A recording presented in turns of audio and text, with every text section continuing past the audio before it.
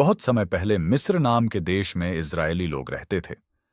वे स्वतंत्र नहीं थे, बल्कि फिरौन नाम के राजा के अधीन गुलामी का जीवन जी रहे थे। हर दिन उन्हें कड़ी मेहनत करनी पड़ती थी। ईंट बनाना, भारी सामान उठाना और खेतों में काम करना। उनका जीवन दुख, थकान और आंसुओं से भरा हुआ था। फिरौन का दिल कठोर था और उसे उनकी पीड़ा से कोई फर्क नहीं पड़ता था। इन सब कठिनाइयों के बीच इजरायली लोग परमेश्वर को पुकारते थे। वे प्रार्थना करते थे, हे प्रभु, हमें इस गुलामी से छुटकारा दिला, हमें आजादी दे।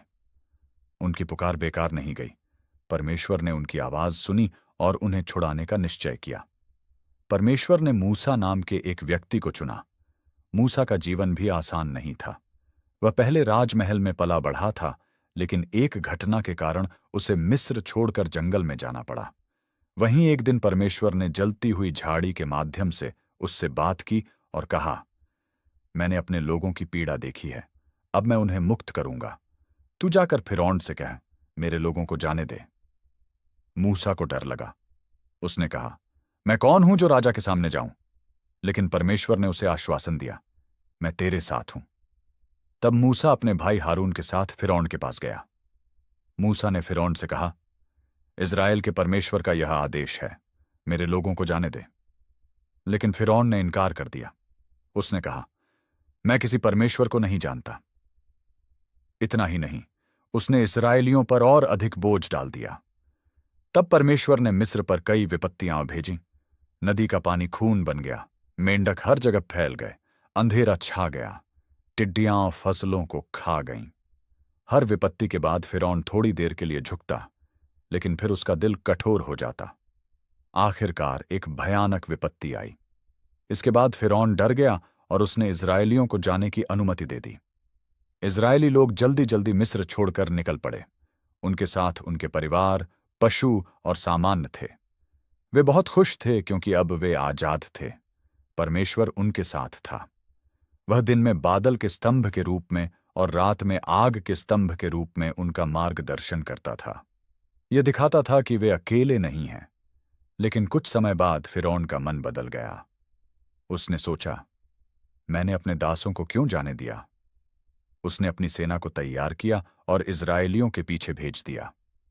सैनिक घोड़ों और रथों के साथ तेजी से उनका पीछा करने लगे। इजरायली लोग चलते चलते लाल सागर के किनारे पहुंच गए। उनके सामने गहरा समुद्र था और पीछे से फिरौन की सेना आ रही थी। वे घबरा गए।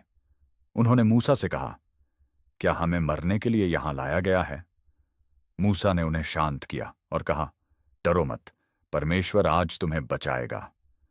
उसके शब्दों में विश्वास था। तब परमेश्वर ने मूसा से कहा, अपनी लाठी समुद्र की ओर बढ़ा। मूसा ने वैसा ही किया। तभी तेज हवा चली और समुद्र का पानी दो भागों में बंट गया। बीच में सूखी जमीन दिखाई देने लगी। यह एक महान चमत्कार था। इजरायली लोग उस रास्ते से समुद्र के बीच से होकर चलने लगे। उनके दोनों तरफ पानी की दीवारें थीं। वे धीरे धीरे आगे बढ़ते गए और अंततः सुरक्षित दूसरी तरफ पहुंच गए। फिरौन और उसकी सेना भी उनके पीछे पीछे समुद्र में उतर गई। उन्हें लगा कि वे उन्हें पकड़ लेंगे। लेकिन जैसे ही सभी इजरायली पार हो गए, परमेश्वर ने मूसा से कहा, अब अपना हाथ फिर से बढ़ा। मूसा ने अपना हाथ बढ़ाया और तुरंत समुद्र का पानी वापस अपनी जगह आ गया। फिरौन की पूरी सेना पानी में डूब गई। कोई भी बच नहीं सका। जब इजरायलियों ने यह देखा तो वे आश्चर्यचकित रह गए।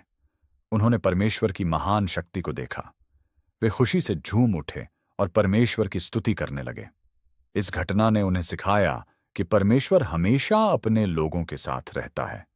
जब रास्ता बंद लगता है, तब भी वह रास्ता बना सकता है। यह कहानी हमें भी सिखाती है कि जीवन में चाहे कितनी भी कठिनाई आए, हमें विश्वास नहीं खोना चाहिए। परमेश्वर पर भरोसा रखें, क्योंकि वही हमें हर मुश्किल से बाहर निकाल सकता है।